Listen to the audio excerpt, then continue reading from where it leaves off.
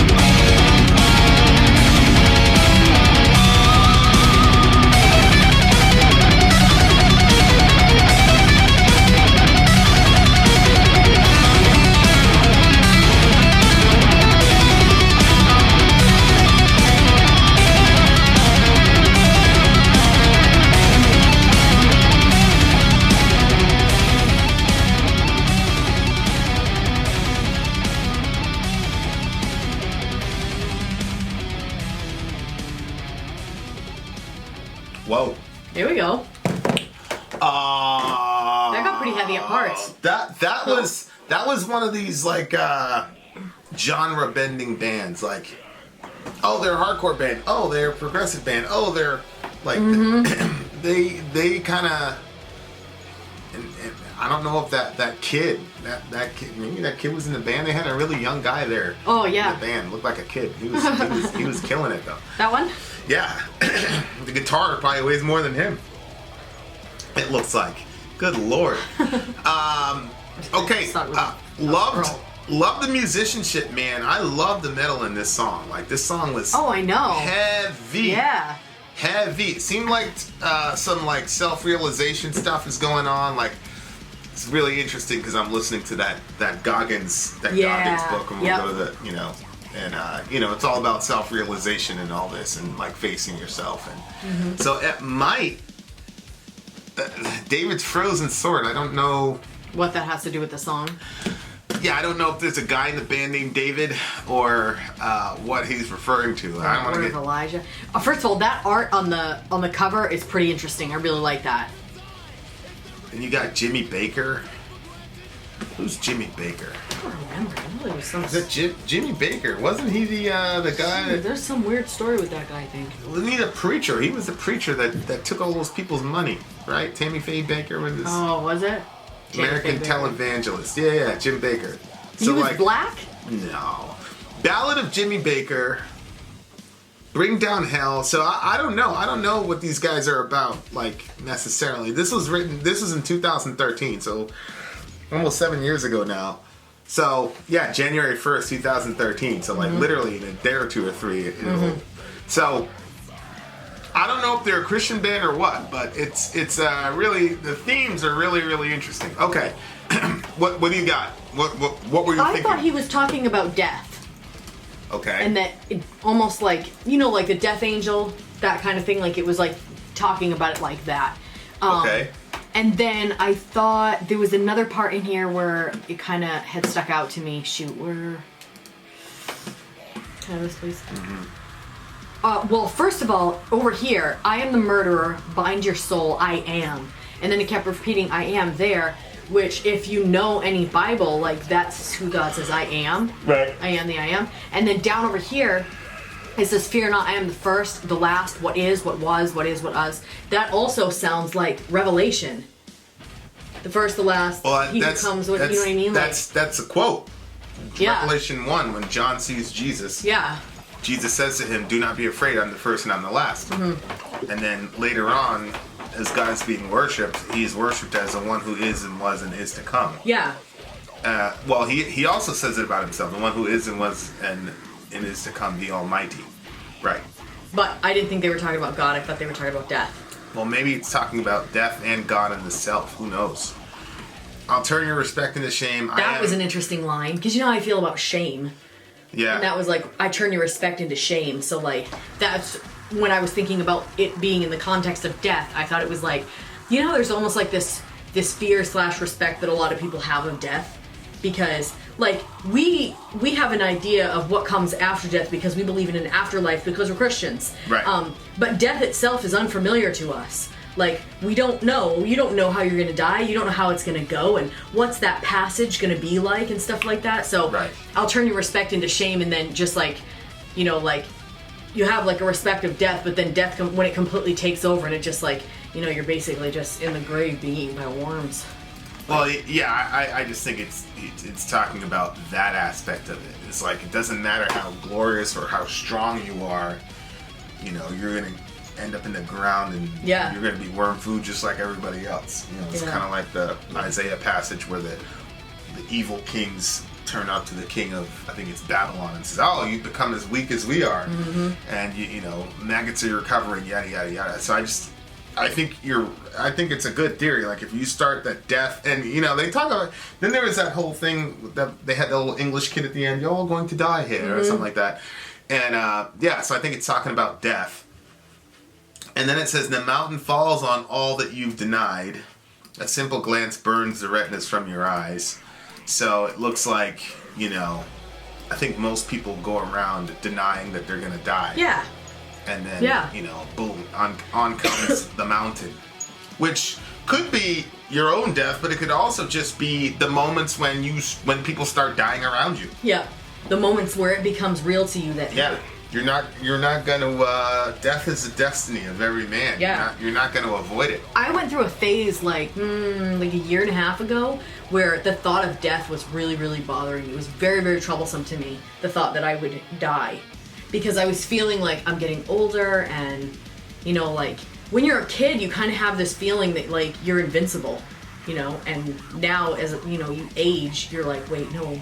Like, when I get out of bed and I'm like, oh, that hurt. I'm like, I'm getting older. I don't like that. You're just vitamin D deficient. Well, yeah. You don't feel like that? You don't. Yeah, it could be. I mean, obviously, but I am still very vitamin D deficient. So I just had different experiences of, I'm gonna die. You know what I mean? So it's kind of like I have the common man experience. But you didn't die. So I was like, okay, I didn't die. And and then it kind of makes you feel like you're gonna live forever.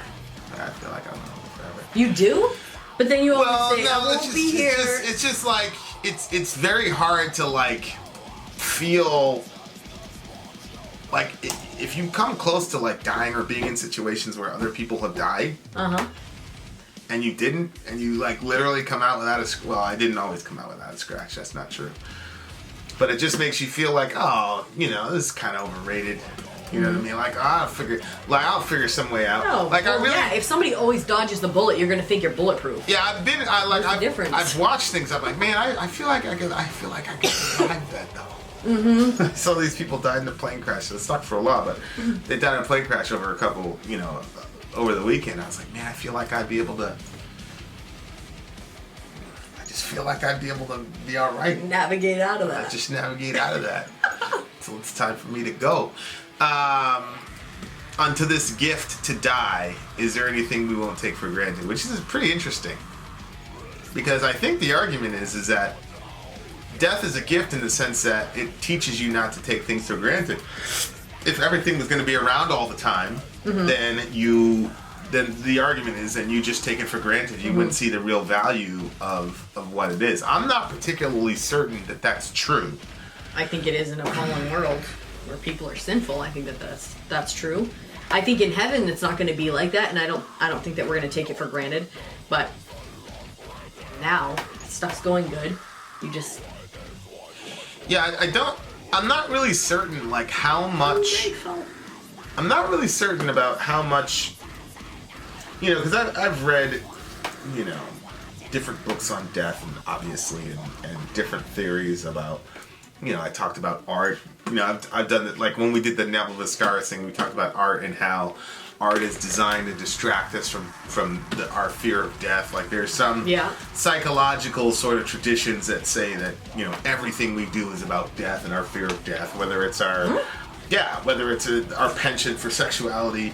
It's really just about trying to, I trying totally to make ourselves. and completely disagree with that. Yeah, for those people from that maybe school, those people are obsessed with death, and so that's why they're. Well, like they're that. saying that we're all obsessed with death, and so that whether you subliminally or not, the reason it feels good for you is because your mind is that hey, you're gonna die, but this is a way that you can use to not die. So blah blah blah, which doesn't explain people's penchant for birth control and things like that. So the same thing with art, same thing with amusement. Like, from their perspective, everything is about, the fear of death. So, to me, this is kind of like another species of that, which is kind of like you need death to appreciate life, and I'm not sure that I necessarily agree with that. But that's also because I've been exposed to death at probably levels that other people have not. So, I don't believe that that's true. But then again, how do you know? Maybe the fact that you've seen so much death means you. Mm-hmm. So I don't know. I'm not sure that's true. I tell you, my friends, death will take us all. Man must ask himself, is this what I've become? That's really a crazy question. I've got a friend who's going through whatever, and I said, what's going on? And he used that line like, you know, he's unhappy with the person he's become or whatever. And I'm not particularly certain what that actually means. Like, what do you mean you're upset about the person you've become? It's almost like there's this like other being inside of you that like took over you, and now you're becoming this other person. Whereas to me, it's like, I mean, we all made decisions to get there. No, I see what you're saying, but I think that we make decisions that inevitably, like, I think that we have an ideal version of ourselves that we want to be, and I think that we don't always make decisions to bring us toward that person. So we make decisions that maybe feel better than the integrity it takes to live, to be the person that we want to be. And so you land making choice after choice of like crappy decisions until all of a sudden, like, one day you're like, usually there's like an event where you're like, yo, this is me. Like, I can't believe I'm like this. I can't believe this is, you know what I mean? And then you're like, I'm so disappointed in the person that I've become. Because you had all these, when you're young, you have all these expectations. You know, most people, there are some people that don't, but like there's lots of people who have these ideas of what they're going to be. And like nobody thinks that they're going to be, you know, like, I don't think that there's like a lot of people that are like, I want to destroy somebody's life. You know, I want to wreck my marriage. I think that there are people that think that, but I don't think that the grand majority of people, that's their aspirations in life, is that they're going to do that. Proverbs says a foolish woman destroys her house with her own hands. Yes, a foolish woman. I don't think that people are going around thinking, I just can't wait to get married so I can destroy my marriage. Or I just can't wait to destroy that person's life by doing this or that thing. I've met people who purposely destroy things. Yes, I know, but I don't think that's the majority. I think that there are people like that. I mean, you can't say not everybody, you know, not everybody's a serial killer, but there are serial killers out there. Yeah, part of me just always wonders, like, how much of that is those are rare people, or the rarity is the self-awareness of knowing that that's what you want to do. I get very, very skeptical when I hear people say things like, everything's wrecked around them, and they go, shit, how did this happen? I get extremely skeptical. To me, it's like, no. You did that shit on purpose. You just don't want to admit to yourself that you're that type of person. And then, bam, all this shit happened around you, and now all of a sudden you're acting like you have no idea what it was. Like, that's my perspective on it. The people that like do it with like the obvious, like clear-eyed foreknowledge and admit that to themselves, to me, the only difference is they admitted it to themselves. That's the only difference. They admitted it to themselves that they were the cause? Yeah, they admit to themselves, like, I want to sabotage this situation. Yeah, but I don't. I want to wreck this whole thing, and I get bored. Yeah, fine. I hear what you're saying, but I don't think that the grand majority of people are trying to destroy their lives. You do? No, I think the grand majority of people who destroy their lives want to destroy their lives. Oh. That's what I mean. Well, probably there's a part of them that wants to, yeah. But I think that there's also... Or they're going to do things that would put their life as they know it in serious peril, but they're going to do it anyway. Mm-hmm. You know what I mean? Yeah. So... Yeah. But again, that's influenced by my... Experiences. Yeah. You know, and I know who you're thinking, but I'm not just thinking about that particular person. I'm thinking about just all the times that I've seen destruction happen. You know. And shoot, I remember doing stuff where I'm like, this might end in your death. And I would say to myself, I know. That's what I'm trying that's what I'm trying to accomplish. But on the outside it was just like, man, you went through the wrong neighborhood. Yeah, no, I mean, I hear what you're saying. Well, like, for instance, I don't think, and we can cut this out if you think we shouldn't say it, but I don't think that my ex was thinking, oh, I want to ruin my marriage. No, I think he was saying, well. And I think that he could turn around and say, I can't believe this is the person that I've become. Well, see, that part is complete bullshit. He would not say that. He would not say, I can't believe I'm the person. He was always that person. He was always that person. All that shit he was doing was actually him restraining himself from himself so that he could be with you.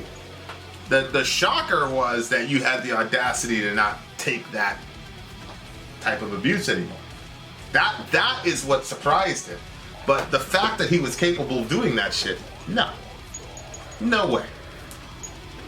But you're saying that people are like, I'm going to sabotage this. I don't think that he was thinking stuff like that. No, I agree. I agree with that. Oh, you're saying... What I'm saying is... He didn't consider the sabotaging thing because he didn't think that I was going to do anything about it. Right, because he thought you were going to be a good... I see. Good, nice Christian woman and deal with the abuse and all the rest of it. Call off the big D on my forehead. Right. so... She's a divorced woman! I'll take her. Fuck all of you. Oh, you're so cute. Yeah, but yeah. So no, I think the surprise was shit. She's actually gonna, she's gonna stand on her 2 feet, and then, they tried all the financial stuff and pay for it yourself and yada yada. Yada. But like the actual actions that precipitated the situation, no, that didn't surprise them at all. What are you talking about? Yeah, I get. I guess. The whole thing was like, he admitted that he was like, I took my opportunity. Yeah. No, I hear you. It's, I guess you're right. It's just weird. I mean, it's pretty weird. Yeah. And like, if like, I do things that are like, I'll, be in a bad mood some days or something like that, but I'm not trying to sabotage our marriage. That's because you're not trying to sabotage our marriage. Fine. But there are people who do want to sabotage. But I don't think the majority of people are. I think people do stuff to fuck stuff up, and they're not meaning to. Okay, I completely disagree with that. Really? How do you act? Look, listen. Life is extremely hard to fuck up in America. You gotta try to do that shit. You gotta try. You gotta try and try and try again. You just took your white privilege and. Yeah, you just took your white privilege and pissed it away.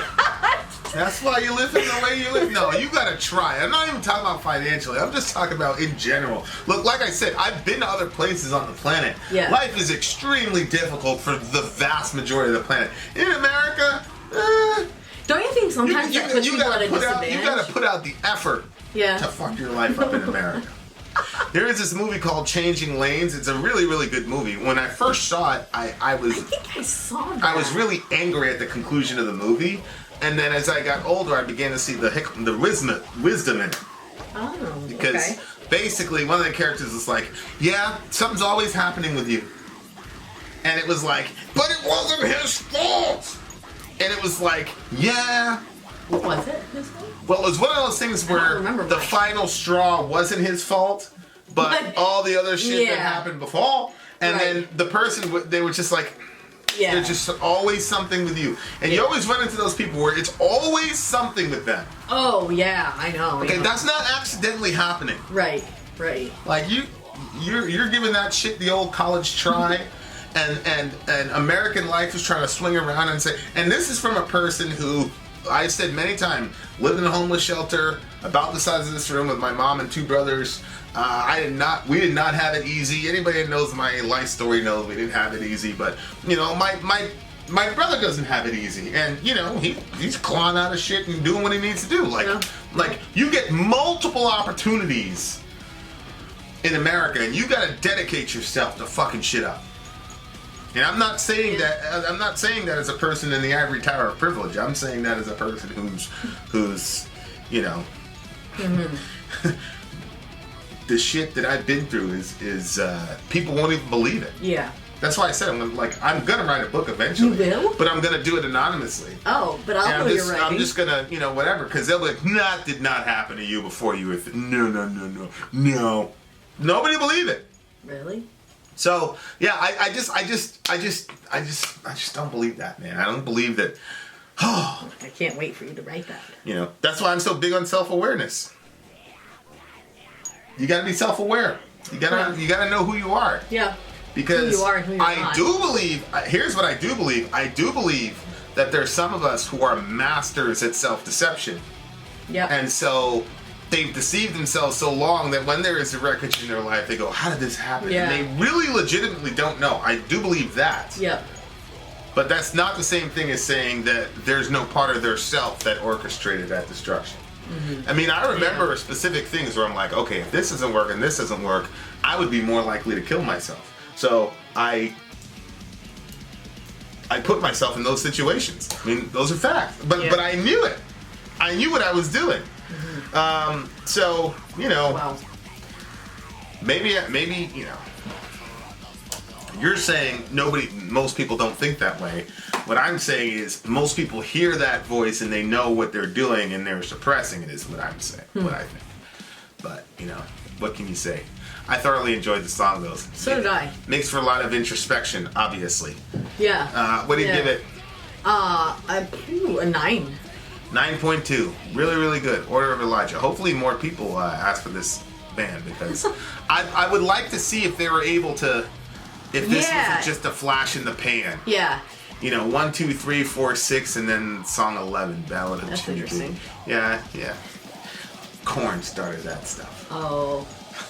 Now watch. I'm going to get Ben Webb. The Follow the Leader record started at like song 11 or something like that. I forgot. But anyway, good song. Vin out. Sori out. Gone.